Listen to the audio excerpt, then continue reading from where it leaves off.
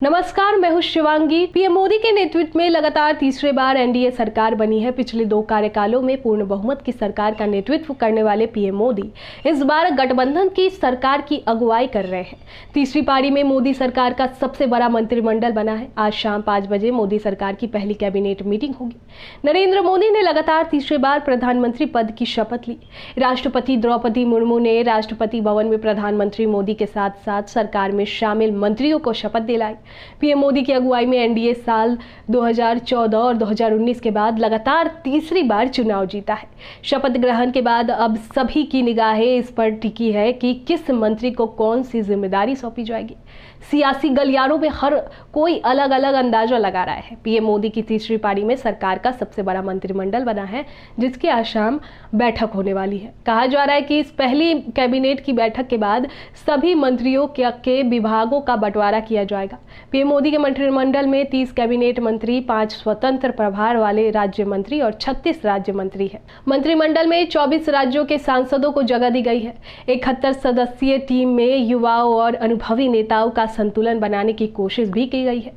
बात करें आंध्र प्रदेश की, तो आंध्र प्रदेश की श्रीकाकुलम सीट से तीसरी बार चुनाव जीतकर आए राम मोहन नायडू 36 साल की उम्र में इस कैबिनेट के सबसे कम उम्र के कैबिनेट मंत्री हैं। तो 69 साल के जीतनराम मांझी सबसे ज्यादा उम्र के मंत्री बने हैं। पीएम मोदी की कैबिनेट में 27 ओबीसी, 10 एससी, 5 एसटी और 5 अल्पसंख्यकों को जगह मिली है।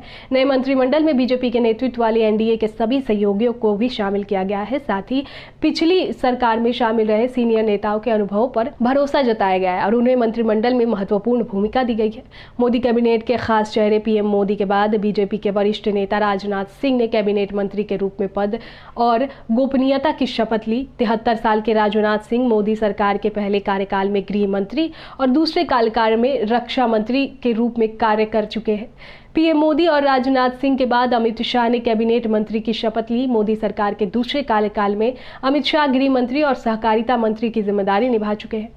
59 साल के अमित शाह पार्टी के कदावर नेता और खासकर रणनीतिकार माने जाते हैं। अमित शाह इस बार गुजरात की गांधीनगर लोकसभा सीट से करीब 7.5 लाख वोटों से चुनाव जीतकर लोकसभा पहुंचे थे।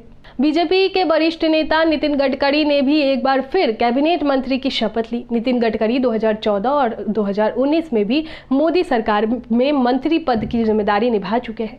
नितिन गडकरी महाराष्ट्र की नागपुर लोकसभा सीट से लगातार तीसरी बार जीतकर सांसद में पहुंचे हैं। गडकरी बीजेपी के राष्ट्रीय अध्यक्ष भी रह चुके हैं। उन्होंने सड़क एवं परिवहन मंत्रालय में मंत्री रहते बेहतरीन कार्य किया है। लोगों के बीच Nitin Gadkari highway man of India और रोडकरी के नाम से भी मशहूर है। बीजेपी के राष्ट्रीय अध्यक्ष जेपी नड्डा मोदी सरकार में दूसरी बार मंत्री बने हैं। इससे पहले जेपी नड्डा पीएम मोदी के पहले कार्यकाल में स्वास्थ्य और परिवहन कल्याण मंत्री के पद पर रहे थे। जून 2019 में उन्होंने बीजेपी का कार्यकारी अध्यक्ष बनाया गया, जिसके बाद जनवरी 2020 में जेपी नड्डा को राष्ट्रीय अध्यक्ष बनाया गया था। जेपी नड्डा के नेतृत्व में बीजेपी ने देश भर में शानदार प्रदर्शन किया है। बीजेपी अध्यक्ष के तौर पर उनके कार्यकाल में कई राज्यों में बीजेपी की सरकारें बनी। बीजेपी राष्ट्रीय अध्यक्ष के रूप में उनका कार्यकाल इसी महीने पूरा हो गया। वहीं पीएम मोदी के दूसरे कार्यकाल 2.0 में वित्त मंत्री रही निर्मला सीतारमण पीएम ने एक बार फिर से भरोसा उन पर दिखाया है। सीतारमण के अलावा झारखंड के कोडरमा से सांसद अन्नपूर्णा देवी, यूपी के मिर्जापुर से सांसद अनुप्रिया पटेल और कर्नाटक की बेंगलुरु नॉर्थ सीट से सांसद शोभा करंदलाजे को एक बार फिर मंत्रिमंडल में जगह मिली है। पहली बार मंत्री बनने वाली महिला नेताओं में 37 साल की रक्षा निखिल खड से सावित्री ठाकुर और नीमूबेन बम्भानिया का नाम भी शामिल है।